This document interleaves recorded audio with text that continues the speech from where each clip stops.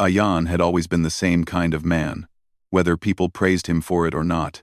He believed in working hard, keeping his word, and treating people with respect. His repair shop sat at the corner of a dusty street in a small town where everyone knew everyone else's business.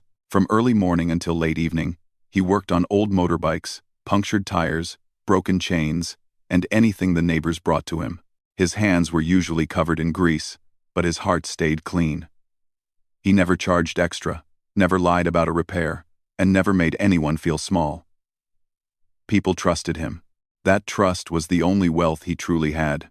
That afternoon, when the sun was sinking and the shop lights were already on, he heard the slow, uneven rattling of a motorbike approaching. It sounded tired, like the machine had suffered too much. Ayan looked up from the tire he was fixing and saw an old man pushing the broken bike instead of riding it. Sweat covered the man's forehead. His shoulders were shaking from exhaustion.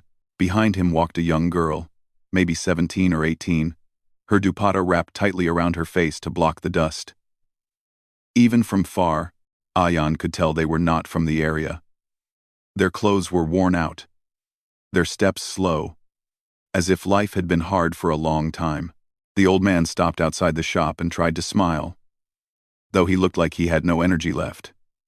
"Beta, can you fix this?" he asked softly. Ayan nodded immediately and helped him roll the bike inside. He didn't ask many questions. He simply examined the engine, saw the broken chain, the clogged filter, and the loose wiring. It was clear the bike hadn't seen proper maintenance in months. As he worked, he noticed the girl standing quietly outside. She didn't speak or look around. Her eyes stayed on the ground, almost as if she was afraid of something. She held her hands together tightly, her fingers pale from stress. It took Ayan around 20 minutes to fix the essential problems. He cleaned the filter, tightened the wiring, and replaced the broken chain link. When he started the engine, it roared back to life. The old man looked relieved, almost emotional. "How much?" he asked softly. Ayan told him the price, nothing too high, just a fair amount. But the old man's face fell. His hands trembled. For a moment, he didn't say anything. Then, with great difficulty, he whispered, I don't have the money." Ayan didn't react immediately. He had seen people struggle before. Some forgot their wallets. Some promised to pay later. But something about the man's eyes told him this was different. "It's okay," Ayan said calmly. "You can pay later. Bring it whenever you can." The old man shook his head nervously. "No, you don't understand. I cannot pay. I have nothing left. No home. No savings. No job. Nothing." Ayan's heart softened. "Uncle, it's fine. You don't need to explain. Just go safely. Take care of your daughter." But instead of relaxing, the old man looked even more stressed. He turned slightly toward the girl, who finally lifted her eyes for a brief second. That moment was enough for Ayan to see the deep exhaustion in her face, like she was carrying the weight of many silent worries. The old man swallowed hard, then spoke words Ayan never expected to hear in his life. "Take her. Take my daughter as payment." Ayan froze. For a second, he thought he misheard. The girl also stiffened, her eyes widening with confusion and fear. She didn't move, but her hands tightened around her dupatta. "Uncle, what?" Ayan asked in shock, trying to stay calm. The old man's voice cracked. "She can work. She can clean your shop, wash dishes, do chores. Take her. Then the debt will be paid. I don't want to owe anyone anymore." Ayan put his tools down slowly. His heart tightened. He had seen poverty, but he had never seen a father so desperate that he offered his daughter just to clear a small repair bill. He immediately shook his head. "No. Absolutely not. She's not a payment. She's not something you give away for money. I don't work like that. I don't think like that." The old man looked defeated. His shoulders fell, and he looked like he might collapse. "Please. I have nothing else. People turn us away. They call us a burden. I don't want her to suffer because of me. Ayan stepped closer and spoke gently. Uncle, keeping your daughter is not suffering. She belongs with you. I fixed the bike because you needed help, not because I want something in return. The girl finally spoke in a low, trembling voice. Abba, please. Her voice was soft, but it carried a deep pain. Hearing her speak made Ayan even more protective. She wasn't a problem. She was just a girl caught in a life far harder than she deserved. Ayan tried to end the conversation respectfully. Uncle, take your daughter and go safely. You don't owe me anything. But the old man, instead of leaving, sank onto a chair and covered his face with his hands. His breathing became uneven. He whispered, You don't know what we've been through. We have slept on streets, begged for work, walked miles for food. She fainted yesterday from hunger. I can't protect her anymore. If she works here, maybe she will get food, safety, and shelter. Ayan felt something inside him shift. Until then, he only saw a frightened girl and a desperate father. But now he saw the truth: this family was on the edge of collapse. They weren't asking for luxury, they were asking for survival. He looked at the girl again. Carefully this time. Without judgment. Her face was thin. Her skin dull from lack of proper meals. Her eyes carrying fear. But also a silent plea. She wasn't asking to stay. She wasn't asking for help. But Ayan could tell she had no strength left to fight life on her own. And that was the moment everything changed for him. Not because she was offered to him. Not because he wanted anything from her. But because he understood, deeply and clearly, that this girl didn't need a job, she needed safety. She needed someone to look at her without seeing her as a burden or a transaction. He breathed slowly and said, Uncle, let's go inside. Sit. Have some tea. You both look tired. He turned toward the girl and gently said, You too. Come inside. You look like you haven't eaten properly in days. Please, don't be scared. The girl hesitated. She looked at her father, then at Ayan. His voice was calm, respectful, and never once did he make her feel uncomfortable. Slowly, she stepped inside the shop. Ayan went to the stove in the back, boiled water, and made tea with his own hands.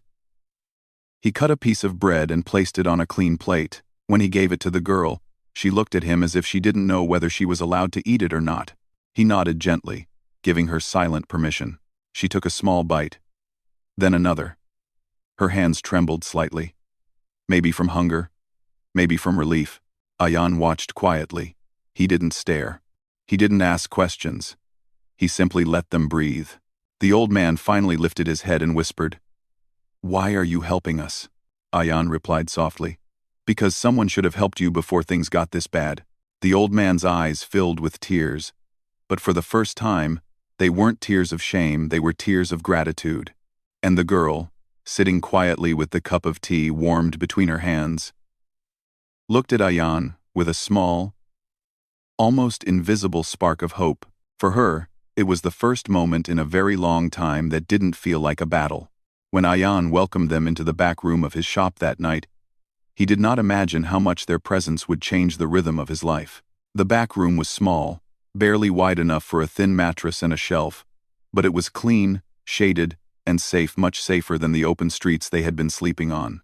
He brought out an extra bedsheet from his small cupboard and placed it on the floor respectfully so the old man, Raymond, could rest. For the girl, Mehak, he arranged a folded blanket near the wall so she would not feel uncomfortable sleeping near strangers. He didn't impose anything. He simply created space for them. Mehak sat quietly on the edge of the blanket, her hands wrapped around her knees. She watched everything with cautious eyes. The place was unfamiliar, and kindness was something she had not known consistently for a long time.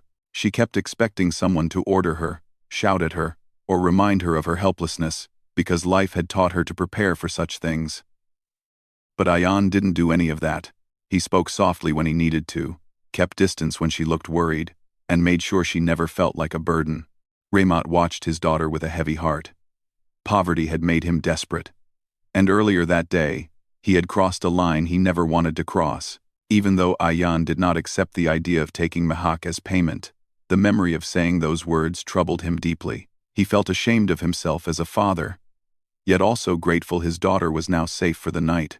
Ayan noticed the silence between them and tried to ease it. "Uncle, don't worry. It's only for tonight. Tomorrow we'll see what we can do. Maybe I can help you find some work nearby." Raymond nodded slowly, unable to meet Ayan's eyes. "You've already helped more than you know, Beta." Mihak remained quiet, but she listened carefully. The sound of Ayan's calm voice made her heart feel lighter, even though she didn't understand why. She didn't trust strangers easily, yet there was something about his manner steady, gentle, and respectful that softened the fear inside her. Ayan closed the shop for the night and stepped outside to get simple food from a nearby stall: dal, roti, and some water. When he came back, he placed the food in front of them and said, "Eat first. Everything else can wait." Raymond gestured to his daughter. "Let her eat first. She hasn't eaten properly since yesterday." Ayan handed a plate to Mihak. She said a faint thank you, took the plate with both hands, and began eating slowly. She chewed carefully, as if she was afraid to finish too fast. Ayan noticed this and quietly turned away to give her privacy. He pretended to focus on sorting tools so she wouldn't feel watched. Later, when they finished dinner, he checked the shop's lock and switched off the lights. He laid his own blanket in the front portion of the shop, far from the room where Mihak and her father were resting. He wanted them to feel completely safe, without any discomfort. In the middle of the night, he woke up to the soft sound of coughing. It was Raymond. The older man had a weak chest, and the long hours on the streets had made him sick. Ayan stood up and quietly poured warm water from the kettle, then passed it through the curtain, separating the rooms. He didn't enter. He simply held it out respectfully. "Uncle, drink this. It'll help." Raymond murmured blessings for him under his breath, while Mihak watched from her bedding, her eyes unexpectedly soft. She had never seen a stranger care so much with such sincerity. Morning came with warm sunlight seeping through the shop windows. Ayan stretched his arms and immediately started preparing breakfast chai and leftover roti. Warmed on a small stove, he tapped lightly on the door to let them know it was morning and placed the cups of tea outside so they could drink comfortably. Mihak stepped out first, her eyes lowered but expression calmer than yesterday. She greeted Ayan softly, almost shyly. He nodded back with a smile and said, "Good morning. Did you both sleep well?" Raymond replied, "Better than we have in weeks. Thank you, Beta." After breakfast, Ayan discussed the real issue with Raymond work. The old man explained that he used to do labor jobs at different construction sites, but the recent slowdown had left him unemployed. He had tried everything from carrying bricks to sweeping roads, but work was either unavailable or paid so little that he could not support his daughter. Ayan sat in silence for a moment, thinking. Then he asked, "Uncle, can you do basic cleaning or help in small shops?" "Yes, I will do anything with honesty," Raymond replied quickly. "All right," Ayan said. "Let me ask around today. Maybe someone needs a helper." Mihak listened with quiet interest. A part of her wished she could help earn too, but she knew her father would never allow her to do harsh labor. She had always supported him in small ways, cooking, sewing, mending clothes, but earning outside the home was something she never had the chance to do. After the conversation, Mihak began sweeping the shop floor automatically. She wasn't doing it because anyone told her to. It came from her own instinct to be useful. She moved the broom gently, making sure not to disturb anything. Ayan noticed and walked over to her. "You don't have to do that," he said softly. "You're a guest. Rest a little." She shook her head lightly. "I want to help." Her voice was soft but firm. It wasn't an act of repayment, it was her quiet way of showing gratitude. Ayan didn't argue further. Instead, he showed her where to put the tools after cleaning, but he maintained distance and respect the whole time. Throughout the day, Several customers came and went. Some glanced curiously at Mehak standing near the back, but Ayan answered their questions normally and never explained more than necessary. He didn't like gossip, nor did he want strangers making assumptions about the vulnerable girl staying in his shop. During a slow hour, Ayan sat outside on a stool while Raymond slept inside. Mehak sat a little distance away, sewing the torn edge of her dupatta. It was a calm moment, but a lot lay unspoken between them. Ayan broke the silence gently. "How long have you two been on the road?" Mehak paused her sewing, then answered, "Many months. One place gave us work for a few weeks, but then the owner left the town. After that, we kept moving." Ayan listened attentively. She spoke slowly, choosing simple words, but each sentence carried the weight of struggle. He didn't ask too many questions. He didn't want to push her into reliving painful memories, but he sensed that she appreciated being heard, even if she didn't say it. Around noon, Ayan went out to ask nearby shop owners if anyone needed a cleaner or helper. He returned an hour later with hopeful news. "Uncle, I found a small job for you," he said when Raymond woke up. "The warehouse near the bus stand needs someone to help with unloading sacks. It's not too heavy, and they pay daily." Raymond's eyes lit up. "Really? Thank you, Beta. I will go today itself." Ayan nodded. "The supervisor said you can start tomorrow morning. Today, just rest." Mehak's face brightened too. Even though she didn't speak, the relief on her face was clear. Her father having work meant they could finally start rebuilding their lives. As the day went on, Mehak continued helping around the shop, arranging tools, handing Ayan water when he was tired, and keeping the space tidy. Ayan was impressed by her quiet strength. She didn't complain, didn't expect anything, and moved with gentle discipline. Her presence didn't disturb the work. It made the atmosphere calmer. In the evening, when Ayan closed the shop, he noticed Mehak hesitating. She looked like she wanted to say something but didn't know how. "Is everything okay?" he asked. She nodded slowly, then said, "Thank you for not treating us like others did." Ayan smiled softly. "Everyone deserves respect, especially people who are struggling." Her eyes glistened briefly, not with tears but with a strange mix of relief and gratitude. It was the first time someone had spoken to her like she mattered beyond her problems. That night, as they settled in again, Ayan lay awake for a few minutes. He thought about how quickly life could change. Yesterday, he was alone in his shop, worried only about daily business. Today, he had two people under his roof who had nowhere else to go. He didn't know what the coming days would bring, but he knew one thing clearly: helping them felt right.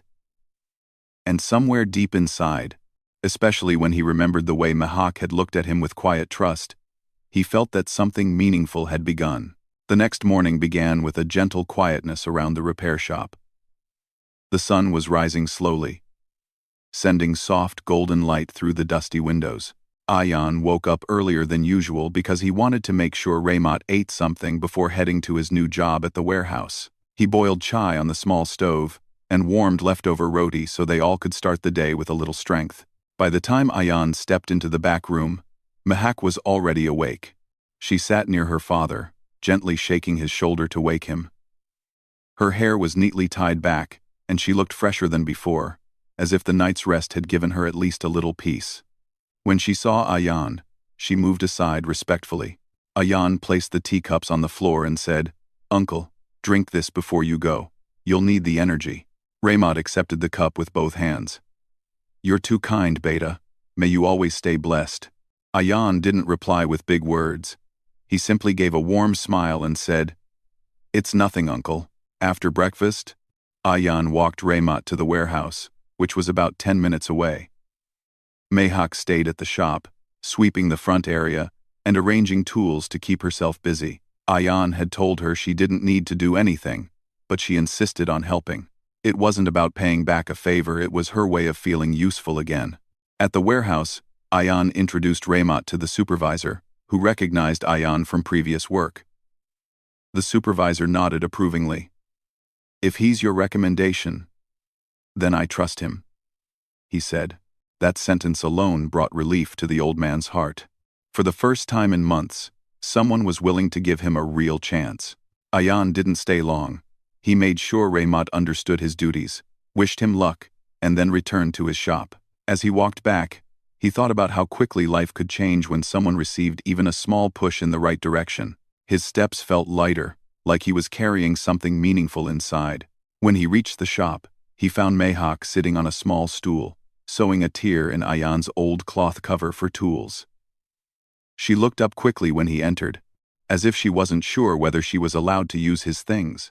You're very good at sewing, Ayan said softly, stepping inside. Mehak lowered her gaze. Ami taught me, she replied, her voice barely above a whisper. She said I should know something useful. Ayan nodded. You can fix anything with those skills.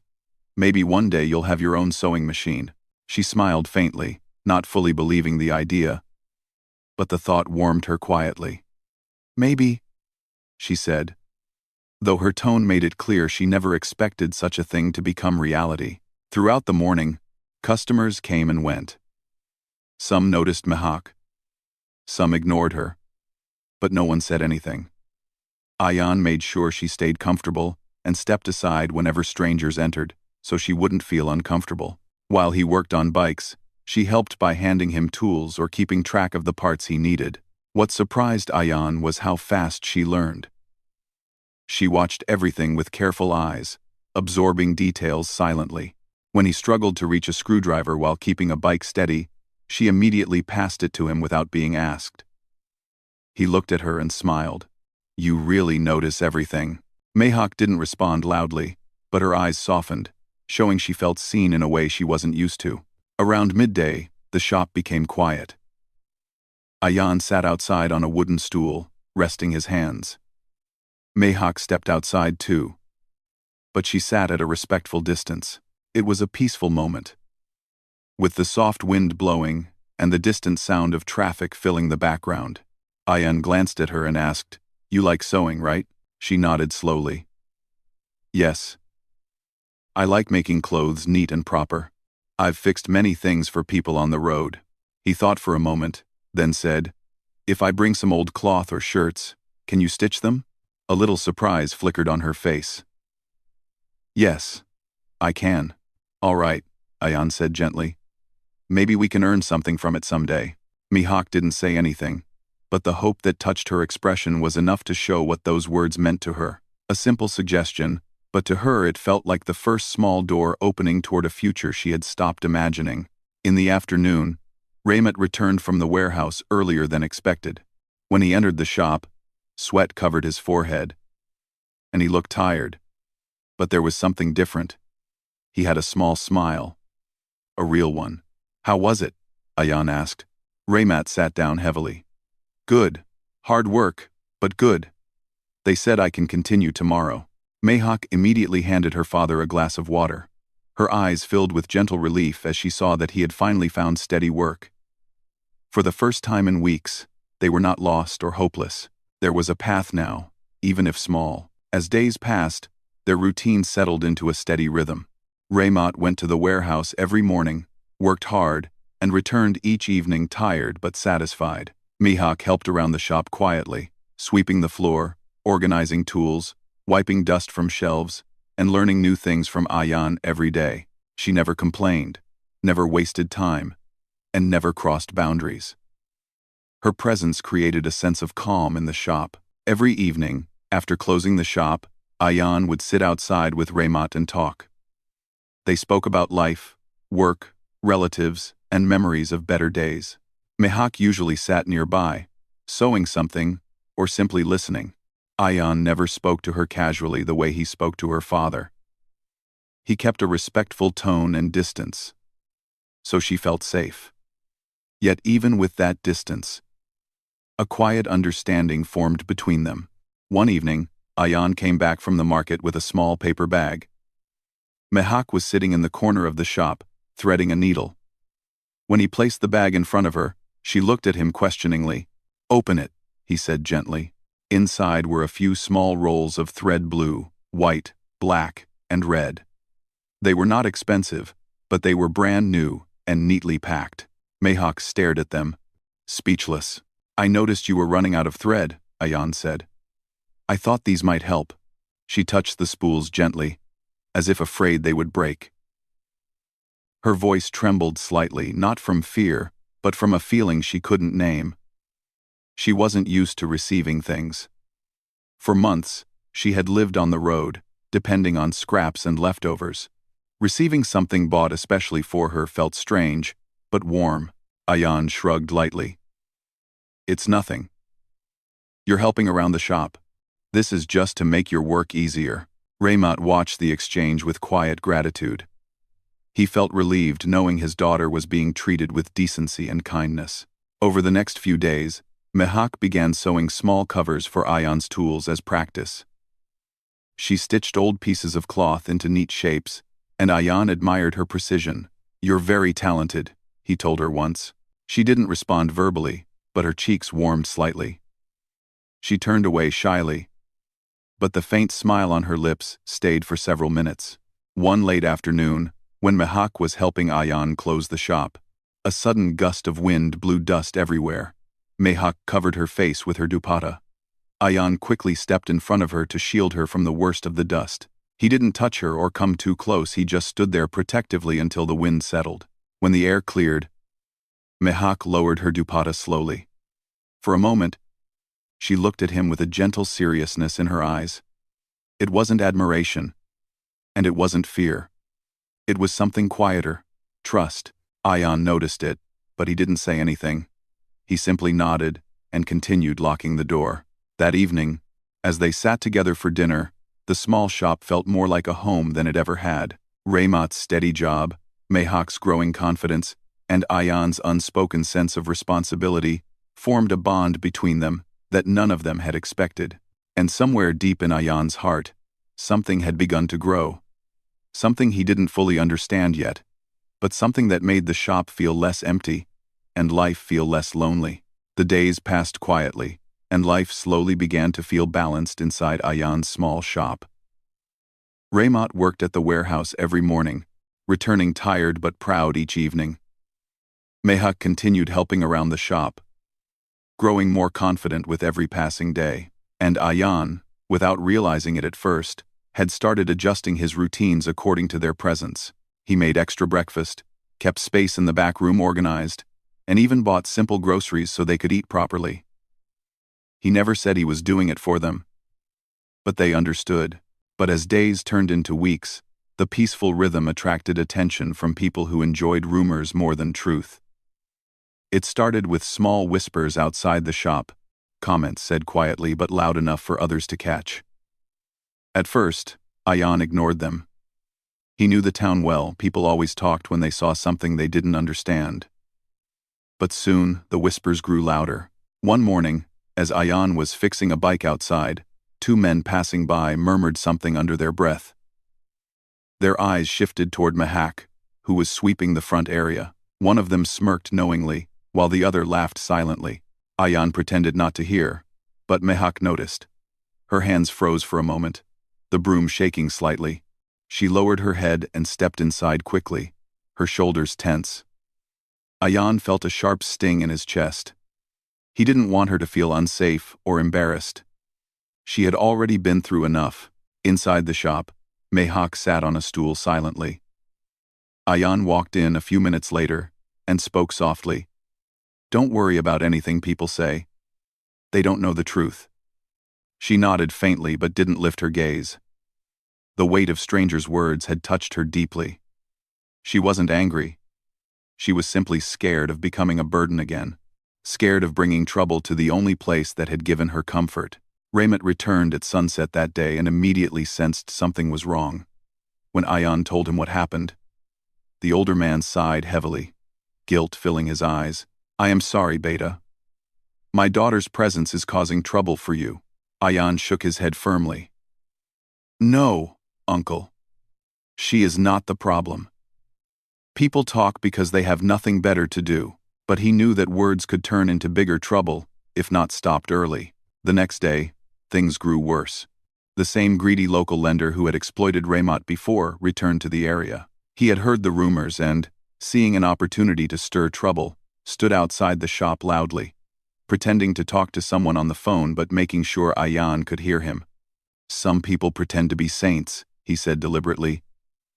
"But everyone knows why they keep a young girl in their shop. Let the town see for themselves." Ayan felt the blood rush to his face. He put down his tools and walked straight toward the man, keeping his voice steady but firm. "Stop spreading lies. They are staying here only until they get back on their feet." The lender smirked. "Oh? Really? Then why is she always here? Why isn't she somewhere else? Or is that what you want people to believe?" His words were sharp, poisonous. Several shopkeepers nearby glanced over, curious to see what was happening. Before Ayan could speak again, Mehak stepped forward slightly, her face pale with fear. The lender's eyes flicked to her, widening with cruel amusement. "So you are the one living in this shop? Interesting." Mehak flinched and stepped back. It was enough for Ayan to take a deep breath and stand firmly between her and the man. "That's enough," Ayan said. "If you have a problem, talk to me. Don't speak to her." The lender laughed openly. "Why? Feeling protective? That tells me everything." Ayan clenched his jaw but kept control. He knew reacting with anger would only make things worse. Instead, he said, "If you say one more false word, I will go straight to the police." The man narrowed his eyes, realizing Ayan wasn't bluffing. After a moment of silent tension, he finally stepped back. "Let's see how long you can protect them," he muttered before walking away. Ayan turned around and saw Mehak standing frozen, her eyes full of distress. She wasn't crying, she knew better than to break down in public, but the fear in her expression was heartbreaking. Ayan spoke gently. "Don't listen to anything he says. He only wants trouble." She nodded slowly, but her silence said she was struggling inside. Later that evening, after Ayan closed the shop, he found Mehak sitting inside, staring at the floor. Raymot sat beside her, looking helpless. Ayan crouched down near them. "Listen. Nothing is your fault. You both came here because you had nowhere else to go. And I let you stay because it was the right thing to do. Don't blame yourselves for other people's cruelty." Mehak lifted her eyes, just for a moment. Her gaze held a mixture of fear, shame, and a question. Was she truly safe here? Ayan saw that question and answered it with calm confidence. "No one will touch you. No one will take you away. I promise." It was the first time he had spoken with such firmness. Mehak blinked slowly, absorbing his words. The next morning, Ayan went directly to the police station. He explained the situation clearly and calmly, mentioning the lender's threats and lies. The officer on duty knew Ayan well and respected him. After listening, he nodded. "Don't worry. I will warn him properly. No one is allowed to intimidate anyone like this." True to his word, the officer visited the lender's shop and gave him a strict warning. The news spread quickly through the town, and the whispers began to quiet down. No one wanted trouble with the police. When Ayan returned from the station, he found Mehak folding clothes inside the shop. She looked up nervously when he walked in. He told her softly, "Everything is fine now." The officer handled it. Mehak exhaled slowly, as if releasing a breath she had been holding for days. Relief washed over her face so quietly that only someone paying attention would notice. From that day forward, she moved with a little more confidence. She still spoke softly and avoided crowds, but the fear that had tightened her shoulders started to loosen. She knew she wasn't alone anymore. A few days later, Ayan brought home a second-hand sewing machine. It wasn't shiny or new, but it worked perfectly. When he placed it on the floor in front of Mehak, she stared at it, as if she couldn't believe it was real. "For you," Ayan said simply. Her mouth opened slightly in shock. "For me?" "Yes," he said. "You sew very well. Now you can make clothes properly. You can earn from it too." Mehak touched the machine gently, her fingers trembling slightly. Her voice came out in a whisper. Ayan smiled. You don't need to say anything. Just use it well. Her eyes glistened, but she held back tears. She didn't want to cry in front of him. Instead, she placed her hand on the machine again, as if feeling its reality. It was more than a gift. It was a beginning. Across the room, Raymond watched silently, his heart full. He had come to Ayan as a man with nothing, offering desperation and shame. Now, his daughter had a chance at a real future, and it was all because Ayan had chosen kindness over judgment. That night, as Mehak threaded her first needle through the sewing machine, Ayan watched her from a distance. She was smiling, a small, delicate smile, but a real one. It lit her whole face, and for the first time since they arrived, Ayan felt something he had never felt before. A connection. A quiet attachment. A wish for her happiness that went deeper than simple sympathy. He didn't define it, and he didn't rush it. But he knew one thing clearly. Helping her and her father had changed him in ways he never expected, and something inside was telling him their lives were no longer separate. They were slowly becoming intertwined. Life inside Ayan's small repair shop slowly transformed after he brought the second-hand sewing machine for Mehak. It became more than just a place of work.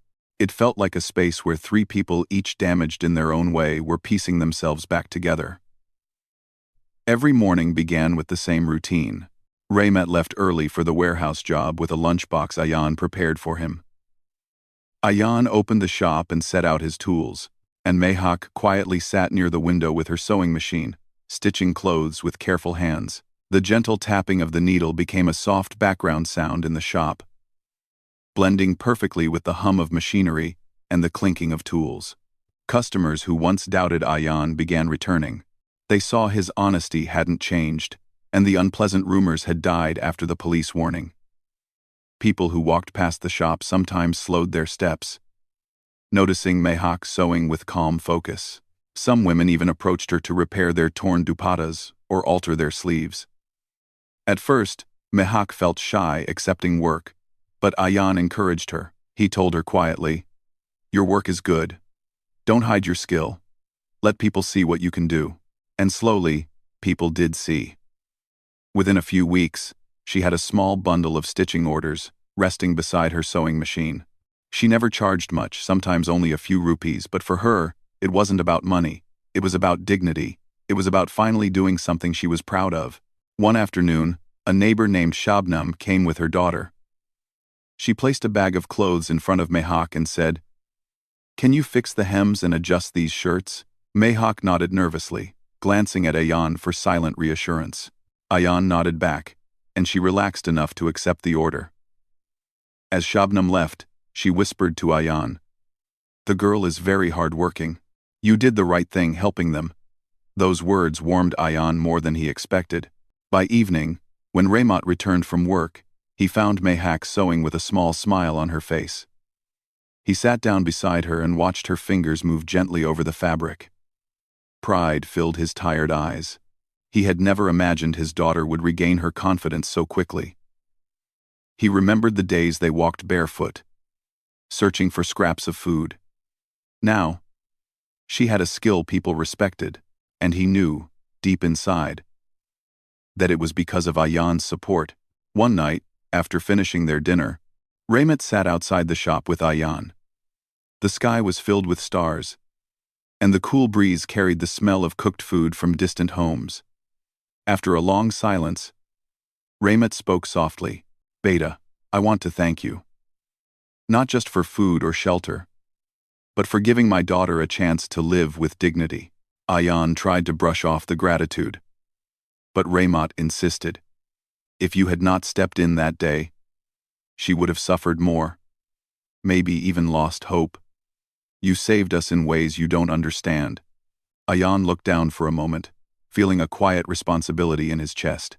He had never sought praise. Helping them felt natural, almost instinctive. But hearing the father's heartfelt words made him realize the depth of the change he had brought into their lives. Inside the shop, Mehak was finishing a blouse stitching job. She paused near the doorway, hearing their voices. She didn't come outside, but her heart softened as she listened.